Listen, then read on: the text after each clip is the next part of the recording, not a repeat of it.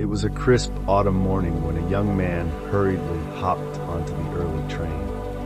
The city was just beginning to stir, and the train car was filled with the usual crowd, some half awake, others already deep in their phones or books.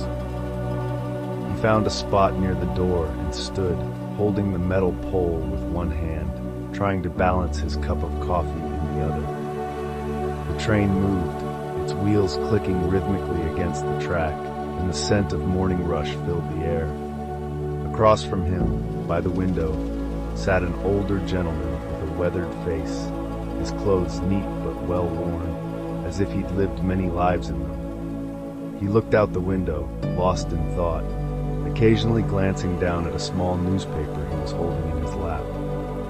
The young man, distracted by his hurried thoughts and the noise of the train, hardly paid him any attention.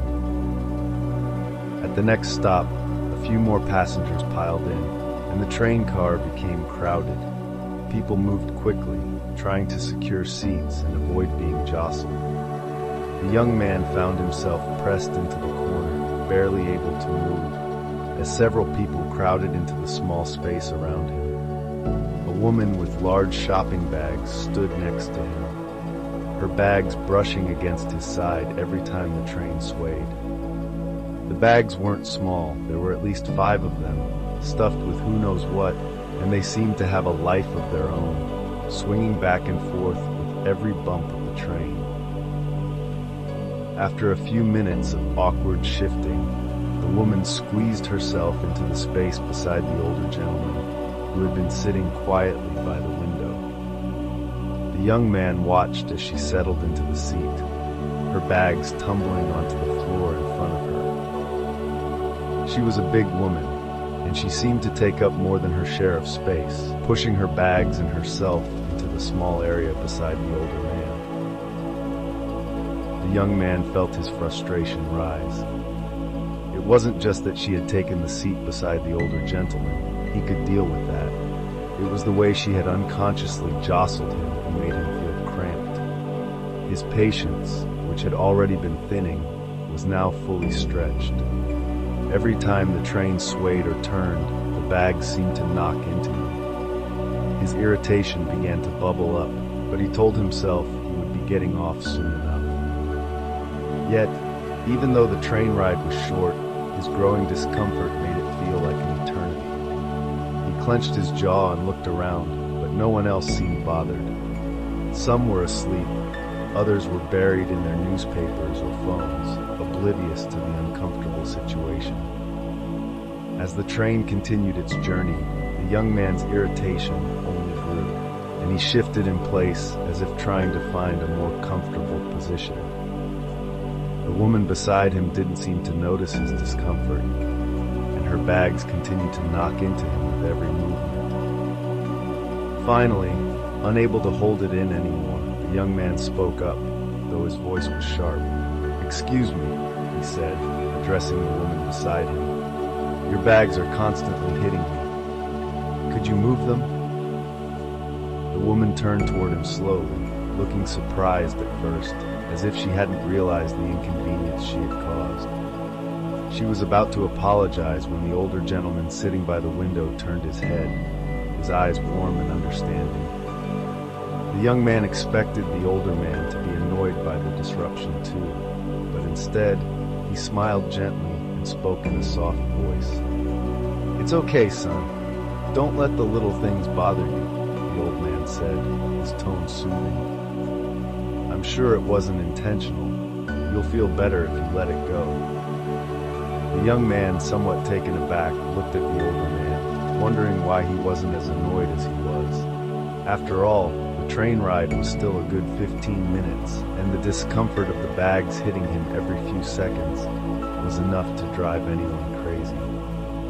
He glanced at the older man's serene face, his calm demeanor, and wondered how someone could be so at ease despite the small inconvenience.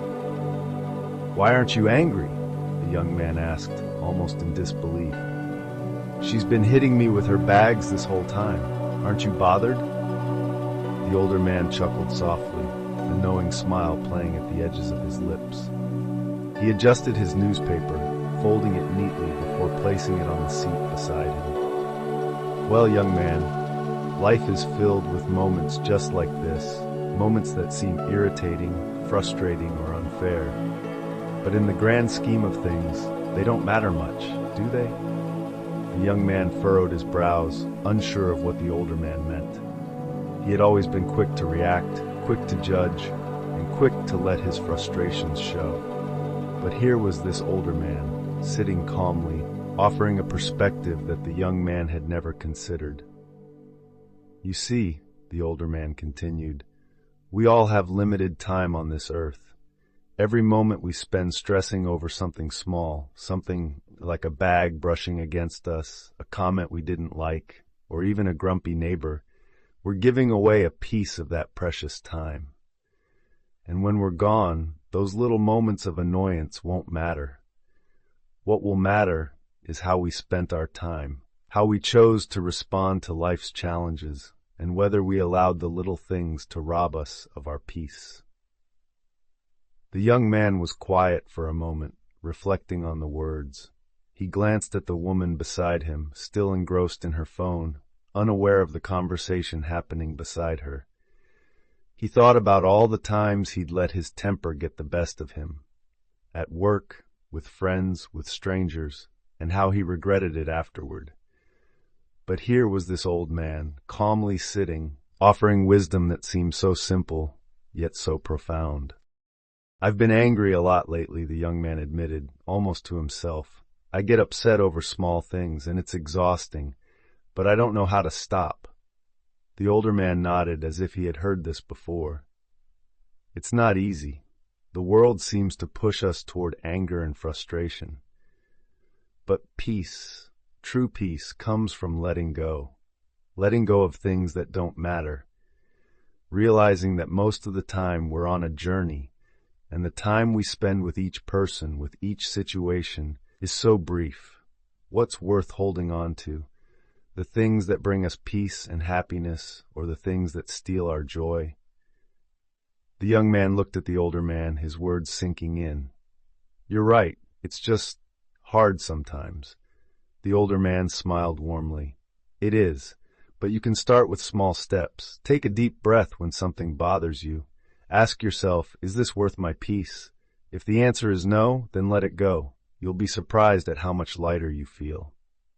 The train car jolted as it entered a tunnel, and for a moment, everything was dark.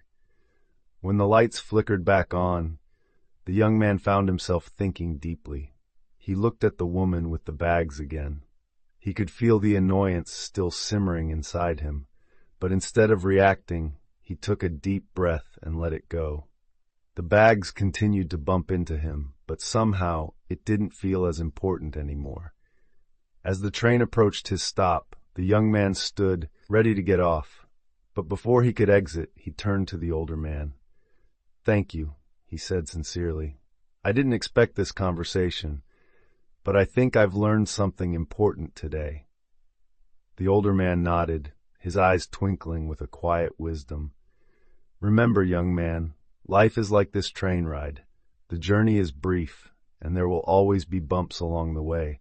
Choose to enjoy the ride, rather than getting caught up in the discomfort. The young man smiled, feeling a sense of peace he hadn't known before. As he stepped off the train, he promised himself he would try, just for today, to let go of the small things. After all, the journey was too short to spend it angry. And as the train pulled away, the older man sat quietly by the window, looking out at the passing world, knowing that every journey, no matter how long or short, was an opportunity to choose peace.